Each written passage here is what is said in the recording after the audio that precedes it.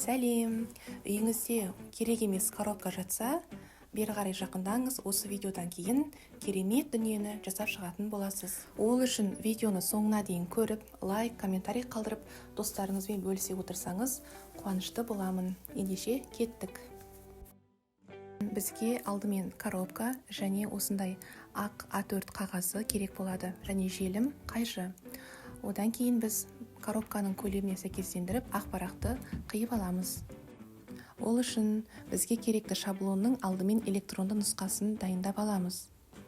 Міне көріп тұрғандарыңыздай, мен электронды нұсқасына кірісіп кеттім. Мен 4 фигураны алдым. Олар шеңбер, сары түске боялған және жасыл түске 3 бұрыш, қызыл түске шаршы және көк түске 4 бұрыш фигурасын алдым. Бұлар бізде кішкентай көлемде жасалынады. Одан кейін осылардың бір-бір данасынан үлкен көлемді фигураларды электронды түрде жасайтын боламыз.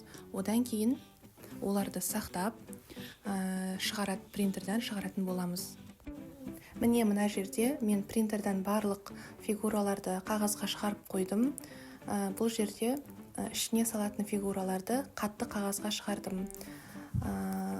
Ал нені жабыстыратын фигураларымды, ірі фигураларды, оларды жұқа қағазға шығара берсе болады. Ірі 4 фигураны міне осылай қиып, оны коробкаға жабыстыратын орындарды дайындап бастаймыз. Бірақ алдымен бұл бізде фигура салатын қорапша болғандықтан, алдымен біз оған кішкене канцелярский пышақпен оған орын дайындап аламыз, яғни орын тесіп дайындап аламыз. Сол жерге осы кішкентай фигураларды бала орналастырып, түсіне қарай, фигураның атына қарай салатын болады.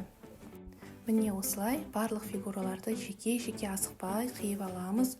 Мен жерде кішкентай қызыммен бірге қиып, сол екі баламен бірге дайындап отырдым. Олардың дауыстары да сізге естіліп жатқан болуы керек.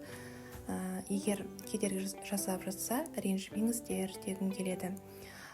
Бұл ойынды негізі фетр матасынан әртүрлі өзіңізге келетін варианттардан жасауға болады. Менде жаңағы үйде принтер болғандықтан, глянцевый қағазым дайын болғандықтан осы вариантты таңдадым. Әркім әртүрлі идеямен жасай берсе болады. Бұл ойынды жалпы 2 және 4 жасар аралығындағы балаларға ойната беруге болады. 2 жастағы бала әрине ол бірден фигураны тауып салмауы мүмкін, бірақ та ол қол моторикасын дамытуға керемет мүмкіндік болар еді. Яғни бала жаңағы тесілген тесікке апарып фигураларды салуы, ол фигураны жаңағы партадан алып апаруы, коробкаға салуы, бұның барлығы баланың қол моторикасын дамытады. Және де 3-4 жасар балаларға, менің қызым жас 4-те және 2-де, міне 4 жастағы қызым, оның атын атап, фигураларды шатастырып алдына қойып қойдым.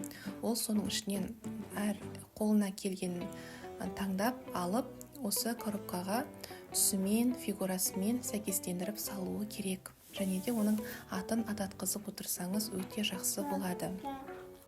Коробканы алдымен теспес бұрын мен бірінші осылай фигуралардың қойып, қаншалықты тесуім керек көлемдерін біліп алдым.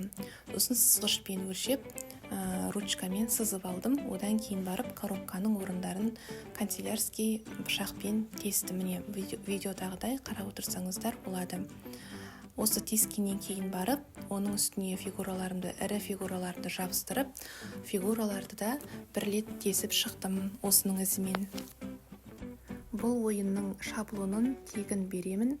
Ол үшін астындағы сілтемеге басып, WhatsApp-қа шықсаңыздар, мен сіздерге тегін жіберетін боламын.